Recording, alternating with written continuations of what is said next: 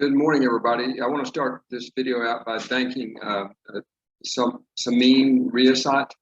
He was a lot of help back in the 2008 Bangladesh IMO, the International Math Olympiad.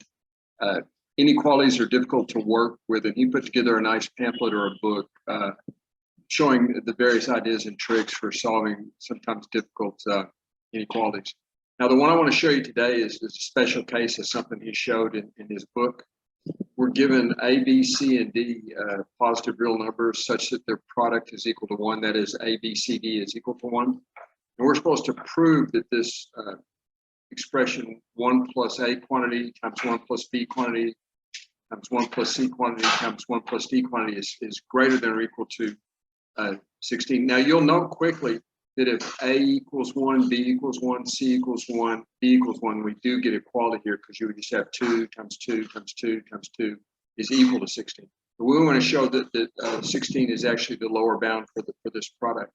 Now, the first thing I want to do is it's a result called the arithmetic mean, geometric mean inequalities. People call this AMGM a lot of the times, but I don't even know if there's a way to do this by expanding this out directly. I really think you need to use this result. But let's just, with that, you know, I don't want to just state it without a proof, and I actually know a fairly simple proof for this statement right here. You could start out with, this is kind of a non-geometric way to do it, but we can write down the square root of x minus the square root of y. And of course, that's greater. This quantity here is greater than or equal to 0, right? Okay. 2 square roots are non-negative, right? And so now, if we square both sides of this, we end up with x square root of x. Sorry, erase that. If we square this, okay, we actually end up with x, right? And again, folks, what we're doing is we're squaring this entire piece. All right.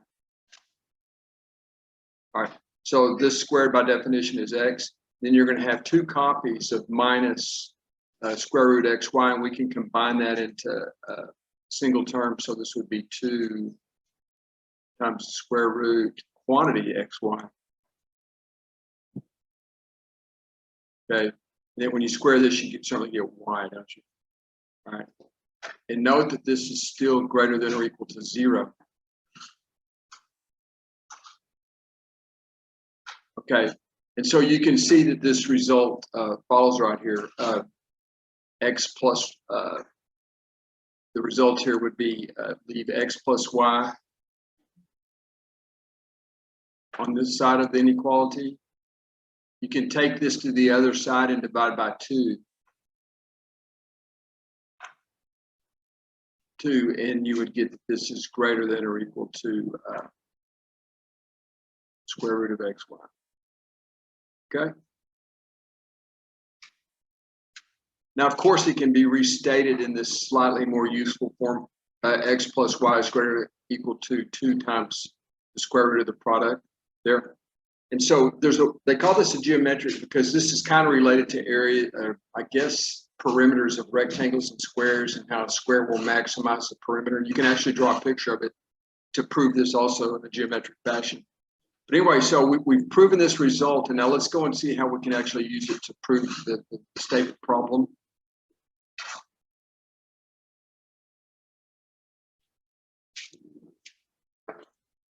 Okay, now I've just recopied the arithmetic mean, geometric mean inequality here.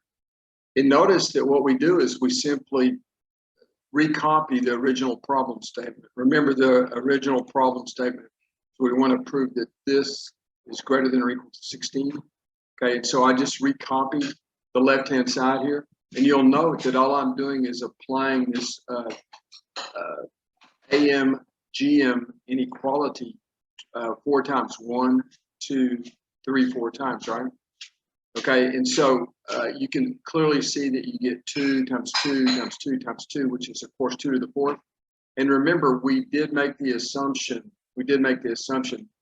that this piece right here was equal to 1. That was at the very beginning. We're assuming that that product is equal to 1. We're assuming that product is equal to 1. And so you see this part right here just becomes 1, and you get 16.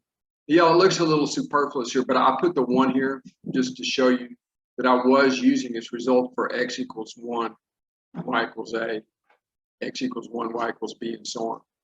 Okay, folks. Hope you enjoyed that. I like it, and a lot of the Olympiad problems use this AM-GM inequality. This was a fairly straightforward proof, but sometimes these inequalities are disguised, and it's not hard, or it's difficult to actually see that the AM-GM inequality applies.